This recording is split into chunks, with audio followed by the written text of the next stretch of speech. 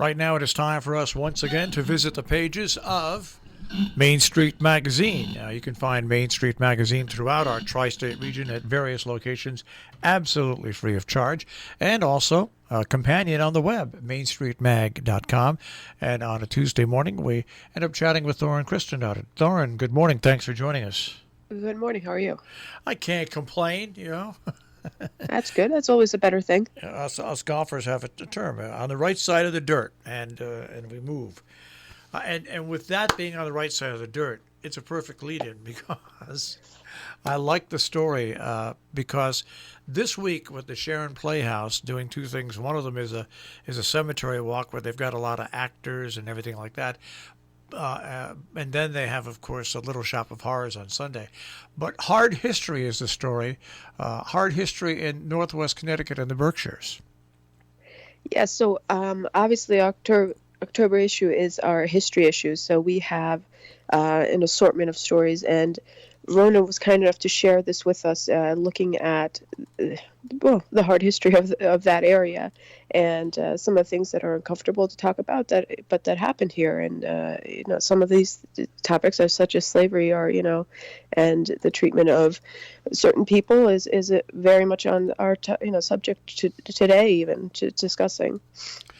And you've got also a story on the Valentine family, which is one of, and I didn't realize this, one of the oldest businesses in Dutchess County. Yeah, so we focus on actually Bruce, who now runs the business and has for a long time. But Bruce is a very nice guy. We see him just about every day. His sister Libby does some of our covers and delivers the magazine, so we know the Valentines pretty well. And they're literally 3 doors down from us. And so we've seen Bruce, going to and from, and Libby has photographed some of his stuff he does. And she photographed, actually, to tell you why the story was sparked her interest. About 2-3 months ago, she was photographing. Bruce was cleaning, 150-year-old stones, gravesite stones, and the process was just fascinating. And the photographs told the story, and so we were like, oh, we should definitely do a story about Bruce, and it would be a perfect fit for this issue. But just talking about the legacy of the business, his business, and the craftsmanship that goes into it, and how his family has been here and doing this sort of work for quite a long time.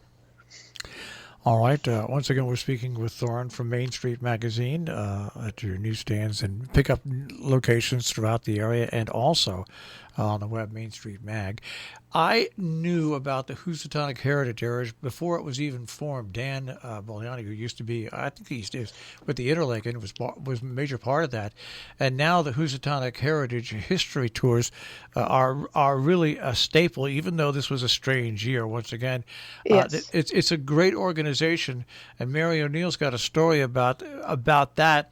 And through that, you get an idea about the history that goes through our whole area, which is absolutely amazing. That's one of the things I really love about this area, the richness of the history. I mean, just look at, the area that we live in, and I can never pronounce the name of it, the lake, Wanapunda, whatever it is there in Lakeville. Yeah, it's a hard one. But, just look at that. If you look at, okay, how did that come about? Obviously, that goes back to the Native Americans. But, the history here goes back hundreds upon hundreds of years, and each part of the history has its own significance in changing our area, our community, and impacting it. Why are some of the streets called what they're called? Why do roads lead a certain way, or follow a certain trail? And it's all for a reason. And I mean, going from the Native American history, which is fascinating to me as, someone who's not even from this country, to the Industrial Revolution and the impact here, and then the farming here and how it has, how so many of the products made here were shipped to the city, or how, during the Industrial Revolution or even the Civil War, how some of the materials made here had to be shipped to, the war effort. So to me, it's never ending, the history here and the richness of it. And it's just so amazing to see. And the generations of families, like the Valentines, who have been here and contributed to the community and the richness of our history. And along with that history, you've got a story by Mary, on do-it-yourself oral history. And what really interested me about this story is that years ago when we started this radio station, different grammar schools used to offer at the end of the year a chance for their eighth graders to either write up a newspaper article or do an oral podcast, this is so long ago, it was before it was called podcast, where we would play it on the radio. And now Abby Adam, I've worked with her now over the past couple of years, where she supplied me a couple of the podcasts that students have put together, do-it-yourself oral history. So the heritage story actually references the oral history, and so it was a nice lead. And Mary is the one who actually connected me also with Judith, who wrote this for us. But this is a really cool piece, in my opinion, for the fact that you think history, it's such a big topic, and it's not approachable sometimes. But here is a way that even your average person can create a piece of history, and oral history, and talk to, she gives you examples of the things you can do and how you can do it, and just to keep it alive and keep it with us. And history is what has been recorded and remembered, so it's up to us to keep the memories alive, or the things that happened, or the people. And so I think this is a wonderful piece and a lesson for many, and how you could, especially now when if you have kids of that certain age, to have them do a project on it, and this gives you the guides as to how to do it.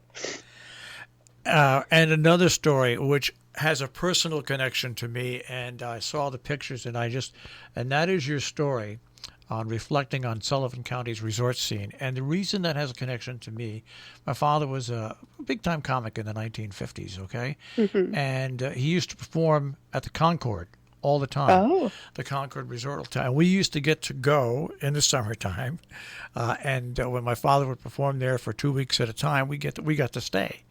And meet just an amazing amount of people.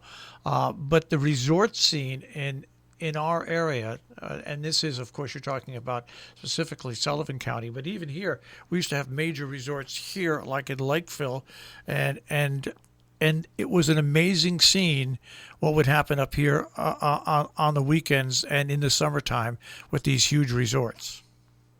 Yeah, I can only imagine. I mean, to me, I think of Dirty Dancing, and that's actually, reference here because that was supposed to have taken place in the Hudson Valley. So that was kind of the inspiration for Regina's piece here. But what I found to be just fascinating was to see the timeline of this and the scale of some of these hotels. I mean, one of them, I forget which the name now, was the largest in the world at the time. And just to see that change and transformation to the area and the impact of it, and then how it rose and declined and why.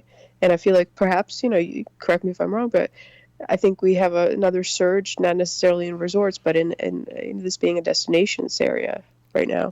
Well, it was so interesting because the Catskills were so close to New York City. Yes. And in the summertime, in the wintertime, the circuit would be Florida first and then out to Las Vegas for major entertainers. And in the summertime, it was the Catskills. And I mean, I remember as a kid just the amazing size of the Concord. They had underground indoor shopping malls. This place was so big, and so many people used to go to it.